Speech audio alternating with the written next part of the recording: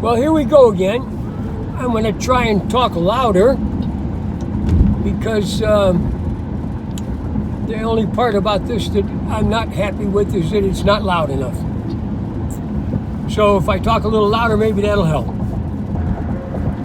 This is actually going to be the third tape in the series about how to deal with rape, how to survive rape in a palatable fashion so you can continue on with your life.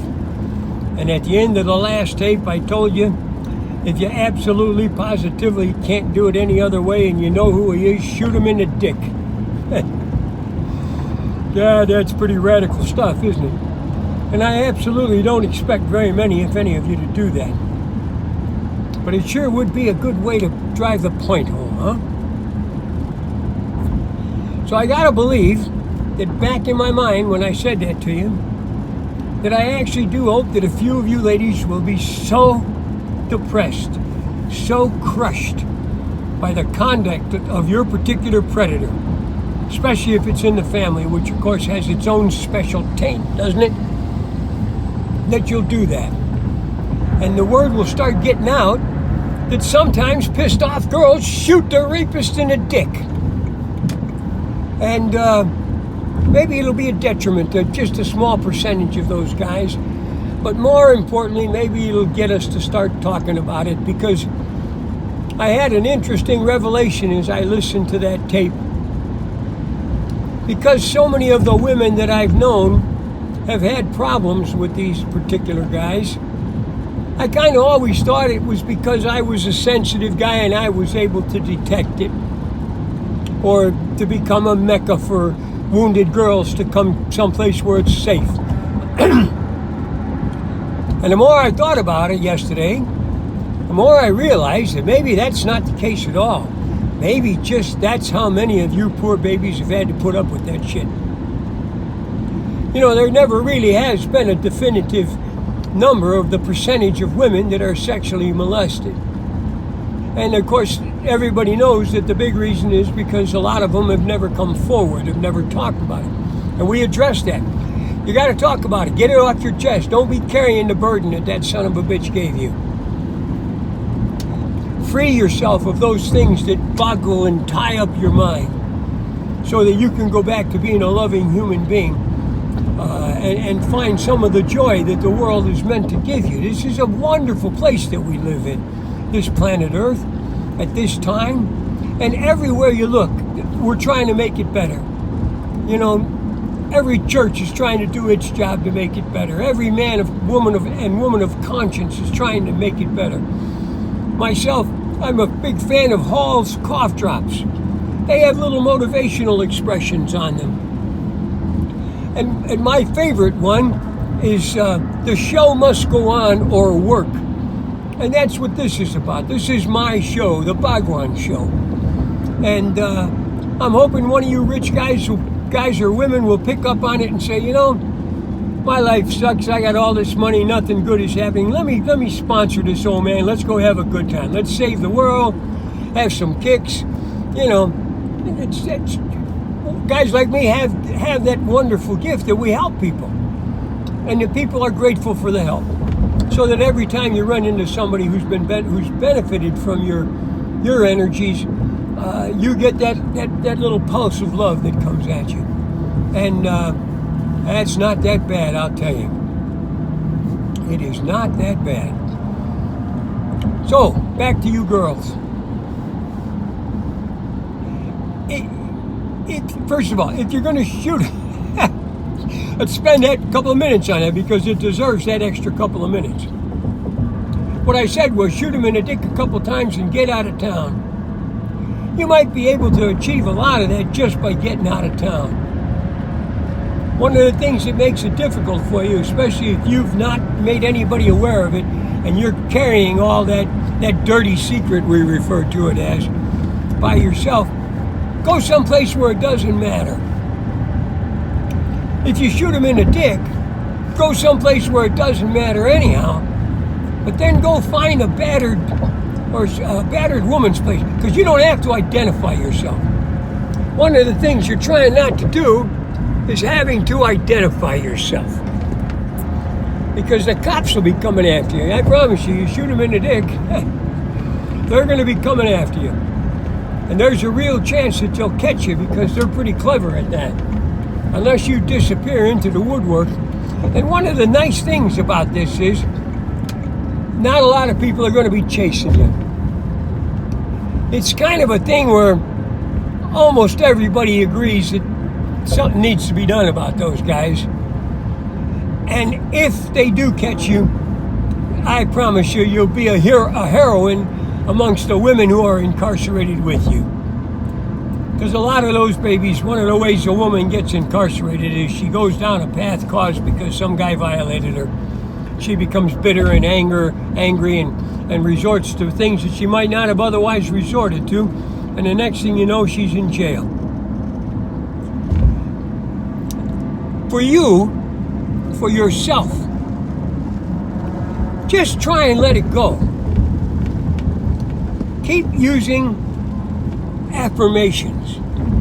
I told you, my favorite one, and I'm going to repeat it again, I'm going to repeat it several times.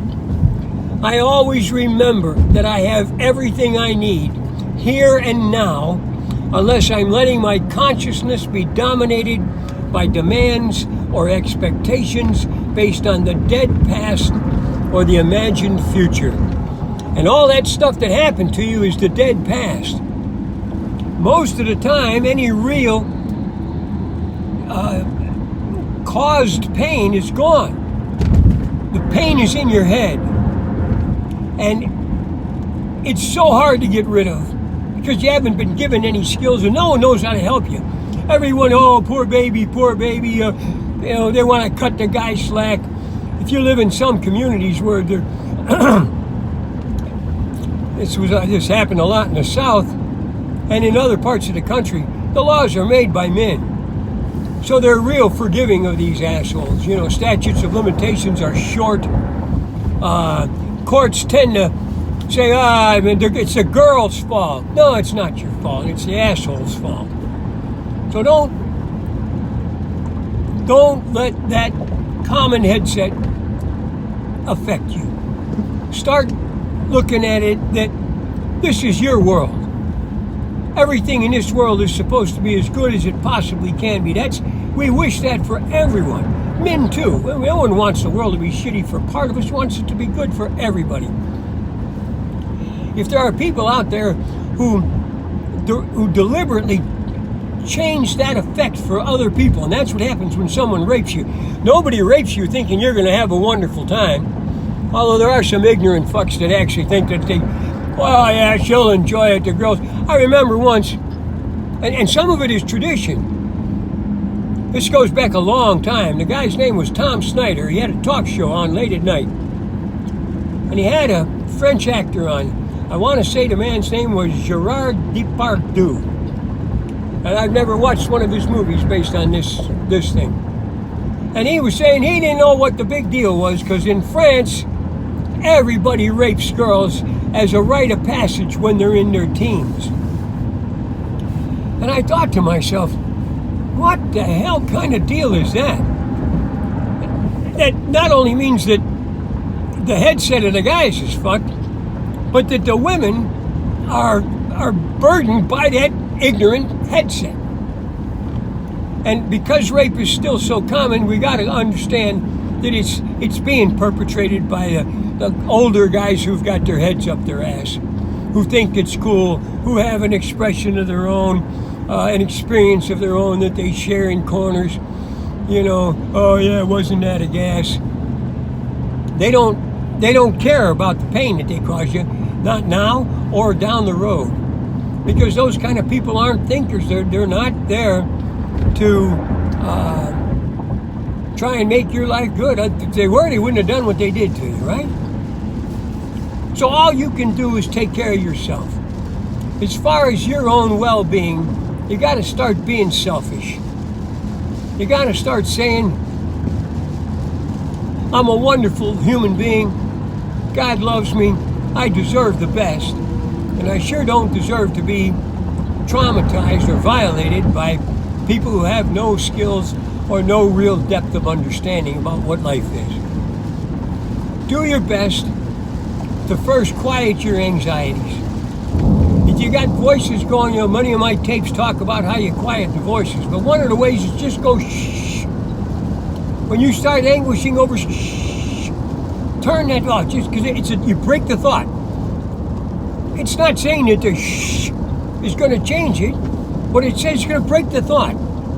And if you can go from that to, I always remember that I have everything I need here and now, unless I'm letting my consciousness be dominated by demands or expectations based on the dead past or the imagined future, what you're going to break down is that negative series of thinking that's been plaguing you as you've been lamenting about this shit forever. Remember I said, suck it up. Just accept the fact you got a bad deal. Now it's up to you to survive that bad deal and to do it well enough to where you can live a good life. Talk to your friends. Make new friends. A lot of times maybe what you need to do is just make some new friends. Go someplace where you'll find, because this is directed at women, go to a gay bar. All those girls will help you. Just for a little while, just steer away from a heterosexual environment and go to a place where it's real probable that you're going to run into other people who've experienced the same stuff that you've decided, that you've had to experience. I'm not saying that you got to go there and be a gay person. You can do whatever the hell you want relative to that. But what I am saying is, for a little while, it would be really good if you could find some kindred spirits. And when you've been violated and abused like you have by these men, you're not going to find that in a heterosexual environment, because all those guys would like to think that men don't do that stuff. Of course, we know they do, don't we? So, to your best of your ability, use the methods that I've shared with you. That always remember that I have everything I need here and now, unless I'm letting my consciousness be dominated by demands or expectations based on the dead past or the imagined future. That's one of Ken Kaiser's 12 pathways. I shared you. The Handbook to Higher Consciousness is what saved my life when I was going through my nonsense in the world. I think the next tape I'm going to iterate those, recite them, so that you can see what they are, because they're very specific about addressing specific circumstances in your life. But in the meantime, I want you to stay with that one.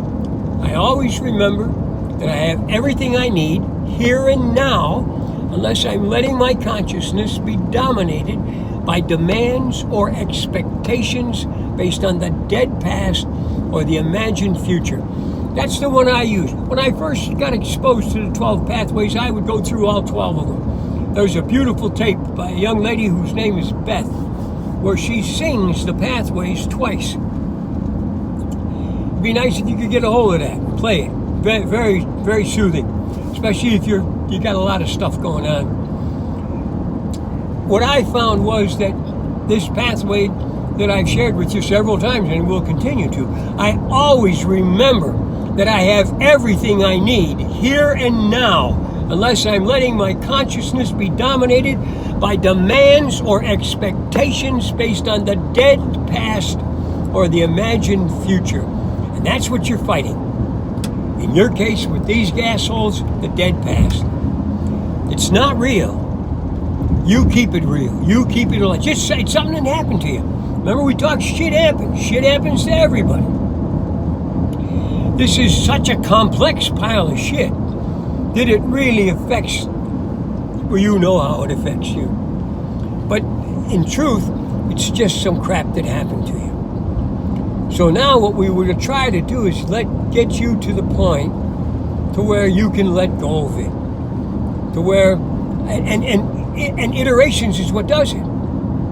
One day, every time it comes to you, you'll just go to this pathway and you'll be quiet. And that's what you want to do. You want to be quiet in your mind. There's no pain when you're quiet in your mind. You can remember it. You can take actions to help gentle it. We already talked about if there's a way that you can bring this particular individual to justice, well then by all means do that. If the hate that you harbor is so great, shoot him in the dick and just get it off your chest. And if you have to go to prison for a while, who gives a shit?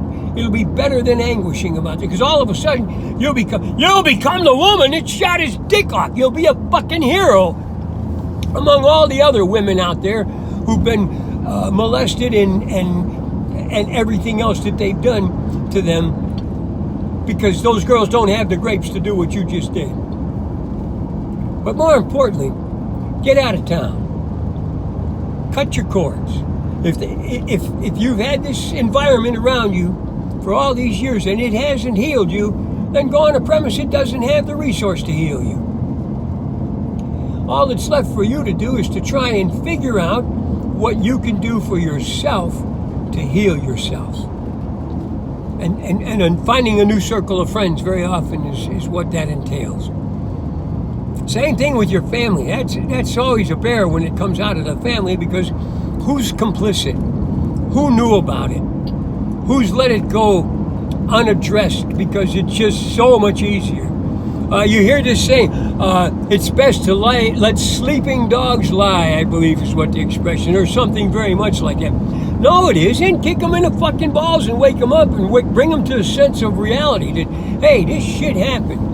And even though it's ancient history, and it is, that's another thing you need to keep in your mind, ancient history. Life is a continuum of things. Some of them are good, some of them are bad, some of them are horrific. And you've got a horrific one under your belt. The time will come when you wrap your head around it properly, it'll just be a good story. It'll be a story you can share with some other young woman who's gone through what you've gone through, but doesn't have anybody to talk to, doesn't have anybody to understand. Instead of being that person anguishing over it, be the person who understands how you got past it. How you learned how to make it okay in your life so you can continue with your life. Because until you can do that, you're always going to be brought back to that moment of horror. That moment of horror. Life is going good. Oh, that moment of horror.